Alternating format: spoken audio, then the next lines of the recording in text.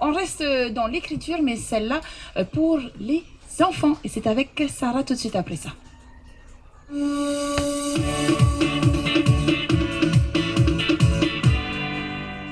Teriri, la colère, ou Terumaruma, la tristesse. Voilà deux ouvrages que vient nous présenter Sarah, qui est destiné, des ouvrages qui sont destinés à vos enfants. Yorana Sarah. Yorana Louvaina. Ces deux livres, ils sont, comme je l'ai dit, destinés aux enfants avec de très beaux dessins et ils ont surtout une utilité, apprendre à nos tout petits à gérer leurs émotions. De quelle manière, Sarah? Eh bien, parce que en fait, ils sont très outillés, c'est très concret, très pratique. Et en fait, je me suis aperçue dans mon métier, parce que j'étais professeure éducatrice Montessori, donc confrontée beaucoup aux émotions des enfants, que finalement, on leur dit souvent arrête ta colère, arrête de pleurer, mais on leur dit pas vraiment comment. Donc du coup, les livres, ils sont très pratique et vraiment très facile d'accès pour les tout petits et les plus âgés aussi. De quelle manière? Alors, quels sont les indices et les outils qu'on donne aux enfants? Par exemple, si il est fâché ou contrarié parce qu'il n'a pas eu ce qu'il voulait. Alors effectivement, donc le livre se découpe en trois, c'est-à-dire que d'abord je propose à l'enfant de voir au niveau corporel, au niveau des sensations ce qui se passe, donc il a chaud, ce genre de choses, pour reconnaître l'émotion qui arrive. Ensuite, il y a des outils d'expression de la colère parce que c'est important de faire sortir son émotion, même si elle peut être un peu gênante pour les adultes. C'est vraiment important de ne pas la garder à l'intérieur de soi et donc d'avoir des outils qui puissent permettre à l'enfant d'exprimer sans pour autant faire de mal à l'autre.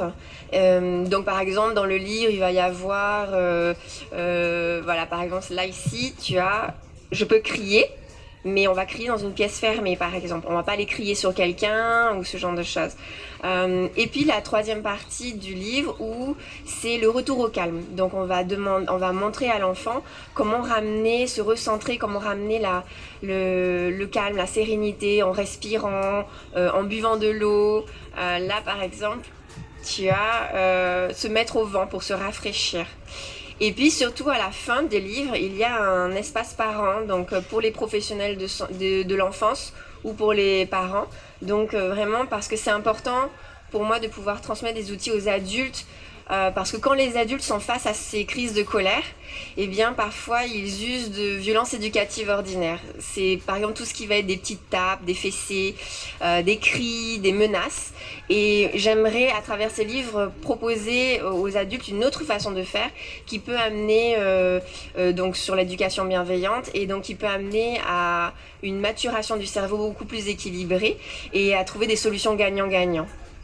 Justement, parmi les cordes que tu as à ton arc, Sarah, outre le savoir écrire et savoir parler aux enfants et aux parents, tu fais aussi partie de l'association Parents Autrement à Tahiti. Au quotidien, cette association, qu'est-ce qu'elle apporte aux parents? Quelles sont ses missions et ses buts?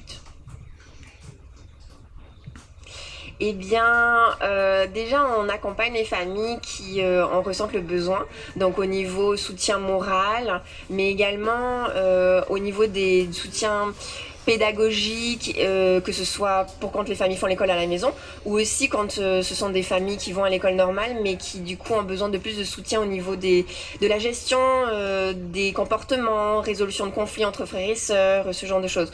Donc du coup, on organise des formations, des ateliers parents-enfants. D'ailleurs, il y en a un ce samedi, je crois, sur la colère. Il y a aussi tout ce qui va être des conférences, des projections. Bon, en ce moment, il n'y en a plus beaucoup. Mais quoi qu'on a fait une conférence vendredi dernier pour la journée des droits des enfants. Voilà, il y a vraiment beaucoup de... On a un espace aussi, on a l'écolieu, donc il y a FAA, où du coup toutes les familles peuvent venir. Et donc il y a aussi beaucoup d'émulation quand les familles se rencontrent, parce que certaines familles ont réussi certains outils, d'autres non. Et du coup, ensemble, on est plus fort et on arrive à se remotiver et à continuer vers ce chemin de l'éducation bienveillante, justement. C'est finalement un échange d'idées. En tout cas, merci Sarah d'être venue nous parler de ton association, mais aussi et surtout de ses ouvrages, Terumaruma, la tristesse. On n'a pas eu le temps de s'attarder dessus, mais je vous invite à le découvrir. Et en plus, il est aussi aux éditions Happy Édition. Merci beaucoup, Sarah.